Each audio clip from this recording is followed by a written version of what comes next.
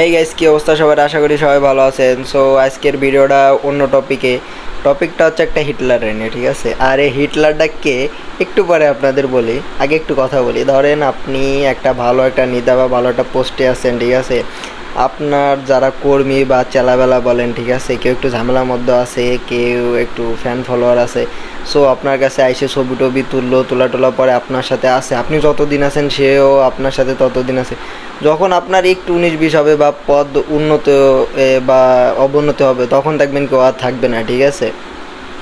এখন কাহিনী আছে কি, এই হিটলারের বিষয়টা গেছে এটাই, ঠিক আছে? এই হিটলার এমন হিটলার যে এমন কোনো আওয়ামী লীগ নাই, ঠিক আছে, বা কোনো বড় ধরনের আওয়ামী লীগের নেতা নাই যে পা না চাটতে বাদ দিছে, ঠিক আছে? আর আজকেই তার নিয়ে কথা বলবো।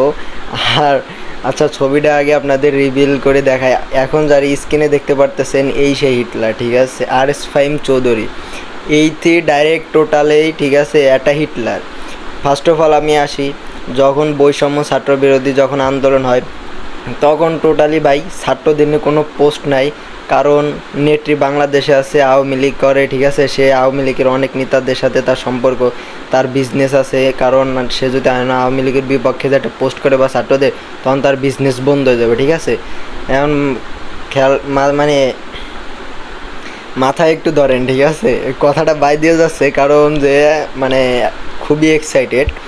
এখন বিষয়টা হচ্ছে যে যখনই নেটি বাংলাদেশ থেকে চলে গেছে, ঠিক আছে, একটু আওয়ামী লীগে একটু হেরফেরের মধ্যেই, তখন ওই কী করছে, ছাত্রদের নিয়ে কথা বলছে। সেই ফেসবুকে পোস্ট করতেছে যে আমি সবসময় ছাত্রদের পাশে ছিলাম, স্টোরি দিতেছে আগুন টাগুন জ্বালায়, ঠিক আছে, কয়েকটা প্যাকেট কাগজের টুকরা জ্বালায় টালা, বলতেছে এই দেখো আমরা আন্দোলন টান্দোলন করছি, ঠিক আছে, তোমাদের সাথে ছিলাম, কিন্তু ফেসবুকে পোস্ট করতে পারিনি অনেক ঝামেলার জন্য। ভাই তুই যদি ছাত্রদের পক্ষেই থাকতি, তুই আজকে পোস্ট করতি, তুই সব কিছু করতি, কিন্তু তুই যখন নেটটি যখন বাংলাদেশ থেকে চলে গেছে, ঠিক আছে, যে কোনো কারণে চলে গেছে পদত্যাগ করে, তখন তুই এইগুলা তোর এই সিমসাম তুই বাইর করতেছস। ভাই তুই যে কোনো এক লাইনই থাক, ওই তুই ছাত্রদের লাইনে থাক, বা তুই রাজনৈতিক লাইনে থাক, বা তুই একটা ফ্যান ফলোয়ার, তোর একটা ভালো একটা অডিয়েন্স আছে অল বাংলাদেশের ভিতরে, তুই সেই লাইনই পড়ে থাক, তুই রাজনীতির মধ্যে যাস না। আর ও কাহিনিটা হচ্ছে কি, আমাদের এই বাগেরহাটে ওইটি আর.এস. ফাহিম চৌধুরী যে ভাই, ঠিক আছে, আমারও কিন্তু একসময় অনেক ভাই ছিল। আমার যে প্রোফাইলে আপনারা কাটবেন আমার পেজে, এবং ঠিক আছে, মানে ভাইয়ের সাথে কিন্তু আমার অনেক ছবি টবি আছে, আমি কিন্তু ভাইয়ের অনেক বড় ফ্যান।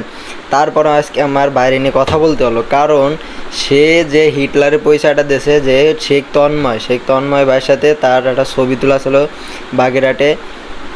সেই ছবিটা কী করেছে, ফেসবুক থেকে ডিলিট করে দিয়েছে, বুঝছেন ভাই? মানে ও ফেসবুক থেকে ডিলিট করে দিয়েছে। ফেসবুক থেকে ডিলিট করে দেওয়ার পরে এখন আমার তো মাথায় কট খাইছে। আমি ওর ফেসবুককে মানে সব কিছু দেখতেছি, ছবি নাই, ঠিক আছে, কোনো আওয়ামী লীগের নেতার ছবি নাই। এখন বাগেরহাটের প্রোগ্রামে আছে, প্রোগ্রাম থেকে, ঠিক আছে, আমি ওই ছবিটা ওর ভিডিও থেকে কালেক্ট করছি। আর এই যে সেই ছবিটা দেখেন, মানে একদম হিটলার, একদম সবাই জুম টুম করে দেখেন, ঠিক আছে, একদম ফুল হিটলার। আর এই ভিডিওটা বেশি বেশি শেয়ার করে দিবেন, ঠিক আছে?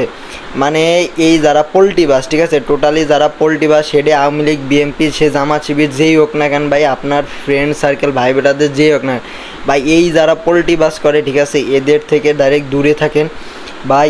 মনে করেন এই গের দ্বারে যদি আপনি পড়েন, আপনার জীবন বরবাদ, ঠিক আছে, আপনি কিচ্ছু করতে পারবেন না লাইভে, ঠিক আছে? সো আজকে ভিডিওটা এই পর্যন্ত, সবাই বেশি বেশি শেয়ার করবেন। আর যদি আর.এস. ফাহিম ভাই, তুমি যদি আমার পেজটা খায় দাও, প্যারা নাই, তোমার আমি আবার ভিডিও বানাবো, এই ভিডিওই বানাবো, ঠিক আছে? তুমি প্যারা নিও না, ঠিক আছে? Thanks for watching video. Next কোনো ভিডিওতে দেখা হবে কোনো এক হিটলারে নিয়ে, ঠিক আছে? আল্লাহ হাফেজ।